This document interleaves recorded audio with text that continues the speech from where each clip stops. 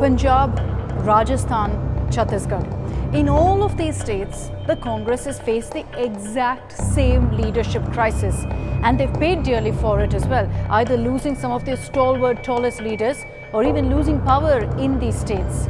But no, the Congress hasn't learned any lessons, and the same exact script is playing out in the state of Karnataka. Less than a year to go for elections, the Congress actually stands a good chance in the state because of high anti-incumbency against the BJP, but they're essentially shooting themselves in the foot. Hello and welcome. You're watching the latest episode of Unfiltered. I'm Akshita Nandagopal, and in this video, we're talking about the Congress's political conundrum in Karnataka.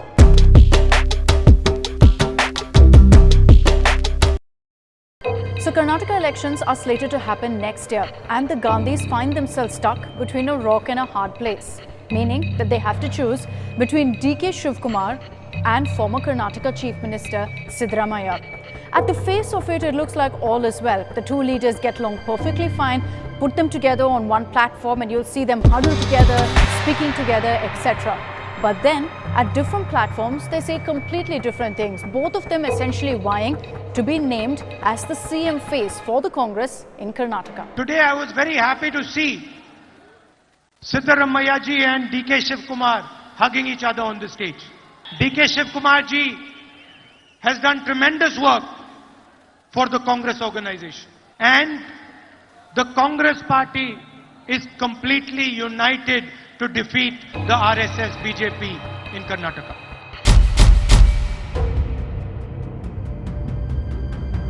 So why is the Congress not acting on this? Why are they struggling to choose between these two leaders? Why aren't they just picking one and saying that, okay, you're the chosen one?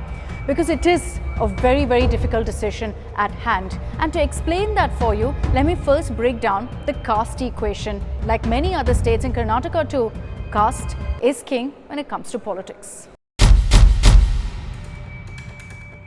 The biggest caste group is the scheduled caste, which comprises of 18% of the population.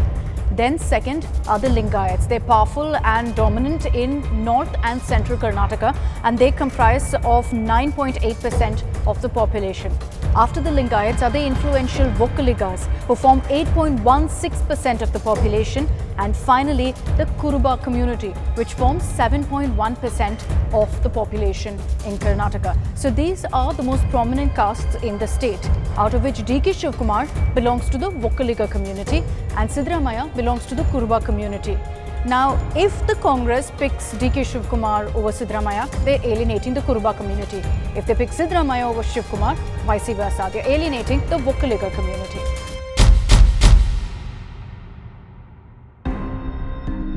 Now let's talk first about Siddaramaiah, former Karnataka Chief Minister, a veteran Congress leader who still enjoys the backing of a huge number of supporters within the grand old party. Now, his birthday party recently in Davangere, for example, saw thousands of people coming together. Even Rahul Gandhi was in attendance. Now, Siddaramaiah calls himself an Ahinda. It's a term he uses to refer to essentially the OBCs and Dalits and backward communities together. And he always has enjoyed their support as well. So the Congress is hoping that Siddaramaiah, being the tall leader that he is, amalgamates the votes of the Kuruba community and the backward classes, and that will essentially help to negate the influence of the Lingayat vote in, for example, in northern Karnataka. Lingayats are largely seen to be in favor of the BJP. But that doesn't mean the Congress isn't trying to woo the Lingayats either. Rahul Gandhi, at the exact same birthday celebration of Siddaramaiah that I was talking about, ensured that he took the time out to also meet with influential Lingayats Matsiyas to ensure that the Congress does their bit to at least break and ensure some Lingayat votes come in their favor. Anyway, focusing again on Siddaramaiah, the only weakness that's not exactly going in his favor is the fact that he is old. The age factor isn't really working in his favor, and that's his one weakness. And enter DK Shivkumar, full of energy, craving to hit the ground running and projecting himself as a young mass leader. DK Shivkumar is of course the Karnataka Congress chief, infamous right now across the country as essentially Congress's go-to man when there is any sort of crisis, and of course for resort politics, which he's ensured is something that the Congress now has gathered a reputation for. That's thanks to DK Shivkumar, an extremely smart political strategist. He belongs to the influential Vokkaliga community. Now, important to highlight here that the Vokkaliga community was also a strong base for Devagowda and for H.D. Kumaraswamy, so for the JDS. But with their support and their base really dwindling, the Vokkaligas, the Congress hopes, will come together, back DK Shivkumar, and thereby they will get that clear cast vote in their favor. DK Shivkumar, every time he makes a pitch to be named as the CM face, says exactly this, uses his caste, uses the Vokkaliga tag to his best. I am not only a Vokkaliga leader, I am a Congress leader, but representing a Vokkaliga community. See, when I became a minister or given a ticket to MLA, the Congress party looks at all these parameters. They look at social justice, they look at the backward class, they look at the minorities, they look at the Vokkaligas, they look at the Lingais. See, sharing and caring are the important factor in politics. So the Vokkaliga tag is a huge plus for DK Shivkumar. But what's his weakness? If age is Siddaramaiah's weakness, the problem for DK Shivkumar is the numerous corruption cases that he faces. He wanted to divert the situation on the corruption issue.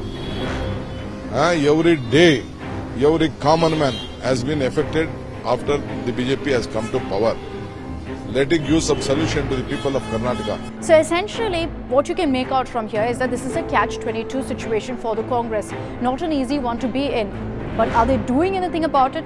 Absolutely not. The Congress essentially is sitting on a wait-and-watch mode, waiting for things to get to a situation where they have to intervene. And for now, they're hoping somehow, magically, DK Shivkumar and Siddaramaiah amongst themselves will come out and pick a CM face, which obviously isn't going to happen. For more informative videos like this, keep watching India Today News Mo.